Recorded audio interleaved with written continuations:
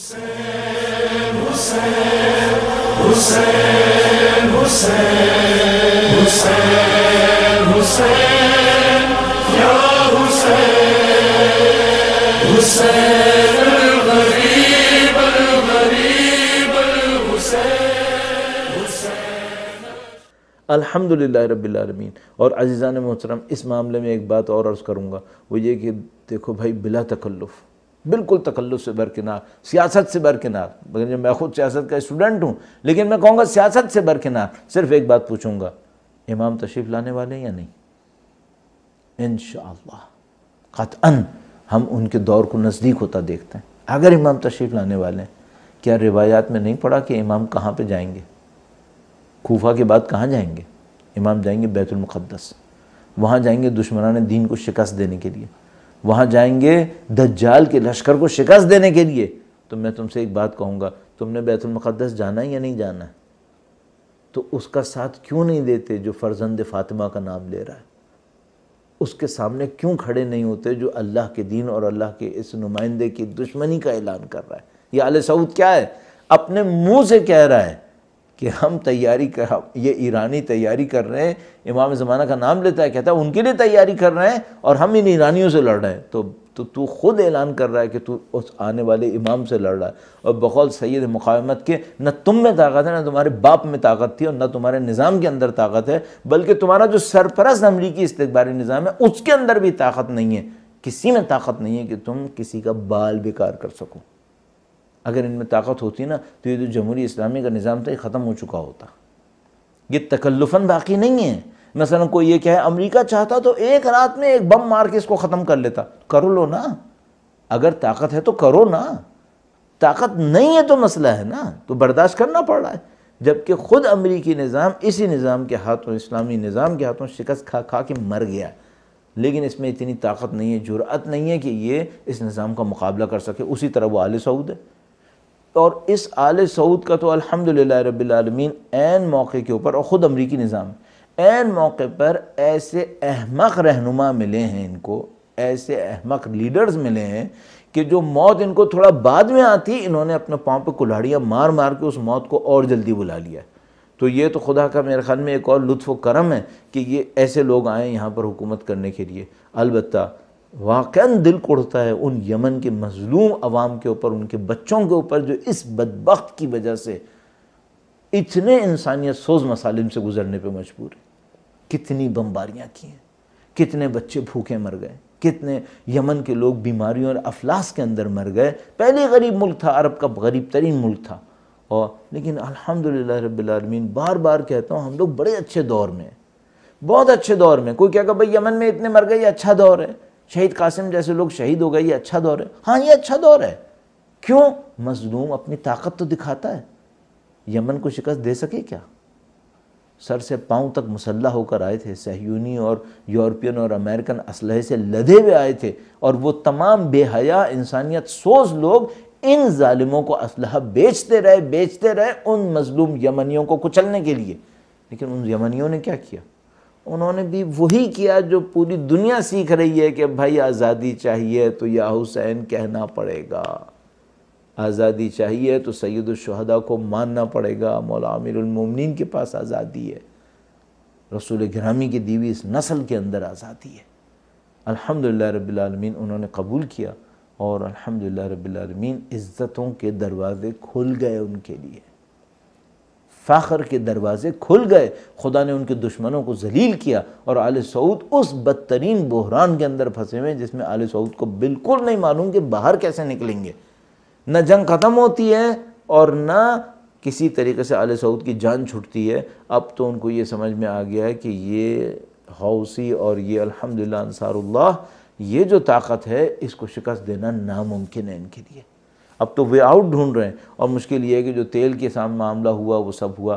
عزیزان محترم، بہت اچھے دور میں ہیں، تو مجھے اور آپ کو کیا کرنا چاہیے؟ میں یہ کہوں گا، اب بھی اگر مظلوموں کے خلاف، مظلوموں کی نصرت نے آواز نہیں اٹھائی ظالموں کے خلاف، تو بندے خدا کو بھی تو منہ دکھانا ہے۔ وہ کب منہ، کیسے منہ دکھائیں گے کہ وہ جو فلسطینی تھے وہ تو بھوکے ہو کر بھی لڑتے رہے، اور وہ جو لبنانی تھے وہ تو مصیبت کے مارے ہو کر بھی لڑتے رہے، اور وہ جو یمن والے تھے وہ بمباریوں کے اندر اپنی غربت کے باوجود دشمنوں سے لڑتے رہے، اور ہم اپنی زندگی میں ظالم کو ظالم بھی نہ کہہ سکے؟ یا اللہ، تو خدا کو کیسے منہ دکھائیں گے؟ مولا امیر المومنین کے سامنے جانا ہے شفاعت لینے کے لیے، اور وہ فرما رہے ہیں کونا للظالم خصما وللمظلوم اونا۔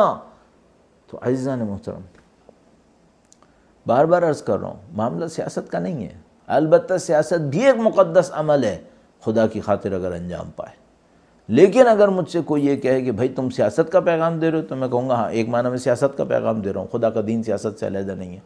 لیکن اگر مجھ سے کوئی یہ کہے کہ بھائی مجھے یہ بتاؤ کہ خدا کے دین کا یہاں پہ کیا رول ہے، تو میں کہوں گا یہ جو تمہیں بیت المقدس کا رول نظر آتا ہے یہ اللہ کا معنوی کردار ہے یہاں پر، یہ جو تمہیں امام کی تشریف آوری کے بعد بیت المقدس نظر آ رہا ہے یہ وہ روحانی کردار ہے۔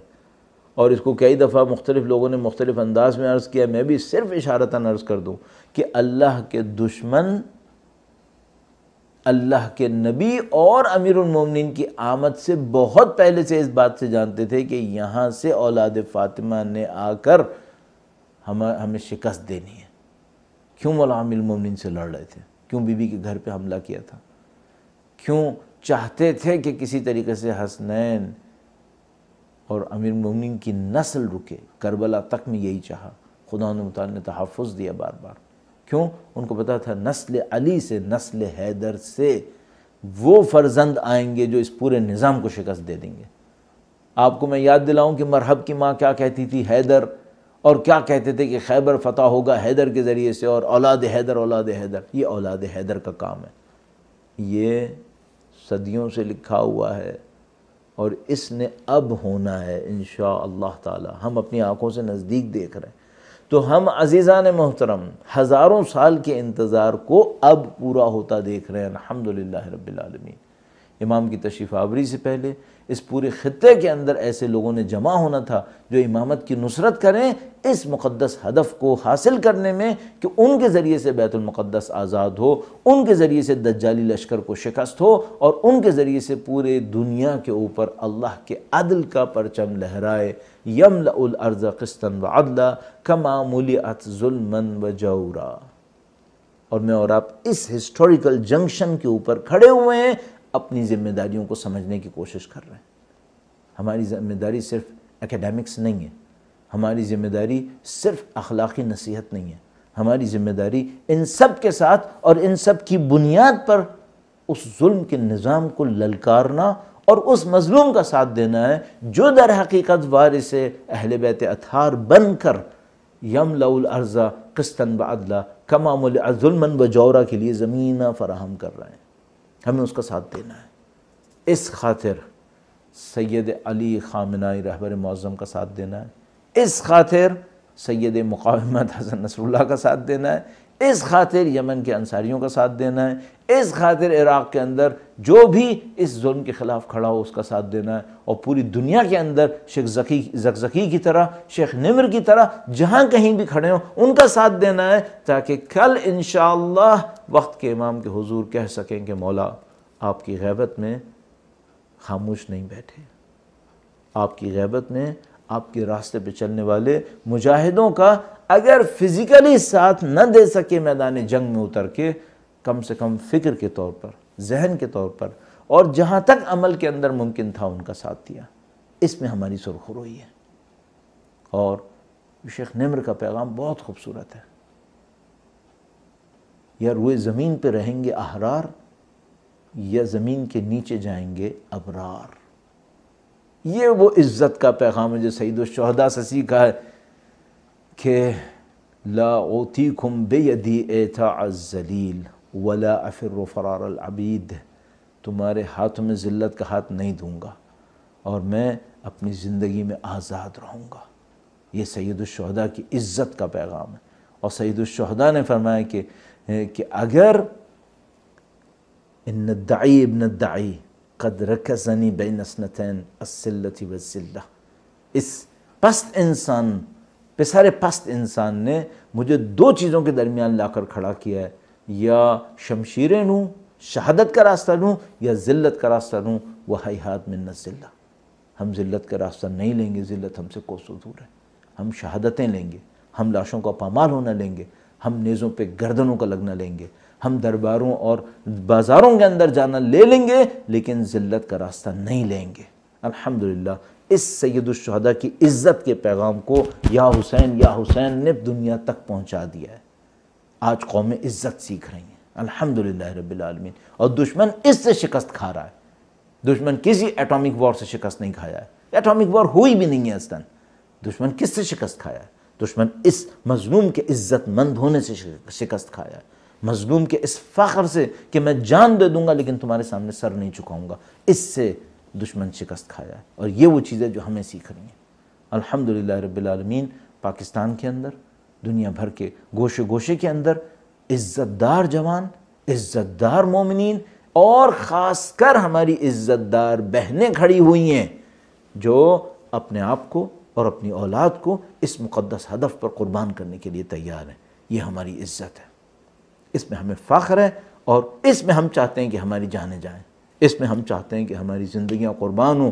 موت یقیناً مقدر ہے، ہر انسان نے مرنا ہے، تو بجائے یہ کہ بستروں کے اوپر ایڑیاں رگڑ رگڑ کے مریں، اس ظلم کے خلاف آواز اٹھاتے ہوئے مریں، تاکہ ہم عزت سے مریں، ہم سر بلندی کے ساتھ مریں، اور اپنے امام کے سامنے فخر سے کہہ سکیں کہ مولا آپ کے جد امجد کے راستے پر چلے۔ اللہم اجعل محیایا محیا محمد و آل محمد و مماتی ممات محمد و آل محمد۔ خدا سے دعا کرتے ہیں، خدایا دین کی سربلندی کا دن دیکھنا نصیب فرما، مظلوموں کی عزت کا دن دیکھنا نصیب فرما، ظالموں کی نیست و نابودی کا دن دیکھنا نصیب فرما۔ خدایا بحق فاطمہ زہرا، بحق اہل بیت اطہار علیہ السلام، ان کے وارث کے ظہور کا دن دیکھنا نصیب فرما۔ فلسطین کی آزادی، کشمیر کی آزادی، یمن کے اندر اہل بیت اطہار اور مظلوموں کی کامیابی، اور شام کے اندر اور دنیا کے گوشے گوشے کے اندر ان کی کامیابیاں، جو بے گناہ قید میں شیخ زکزکی کی طرح ان کی آزادی اور رہائی، اور جو مظلوم شہید کر دیے گئے شیخ نمر کی طرح اور شہید قاسم کی طرح، ان کے خون کا انتقام ان ظالموں کی نابودی کے ذریعے سے، خدایا یہ سب پاکیزگیاں دیکھنا ہمیں نصیب فرما۔ امام کی نصرت اور نصرت کی راہ میں شہادت نصیب فرما۔ پروردگار ان تمام دعاؤں کو اپنی بارگاہ میں ان گناہ آلود زندگیوں کے باوجود ہم سے قبول فرما، کہ ہم تیری رحمت کے منتظر ہیں، ہم تیرے لطف و کرم کے منتظر ہیں۔ ہماری کوتاہیوں کے باوجود ہمیں ان سرفرازیوں اور ان بلندیوں تک پہنچنے کی سعادت نصیب فرما۔ ربنا تقبل منا انک انت السمیع العلیم وتب علینا انک انت التواب الرحیم بجاہ محمد و عطرتہ الطاہرین۔ مددي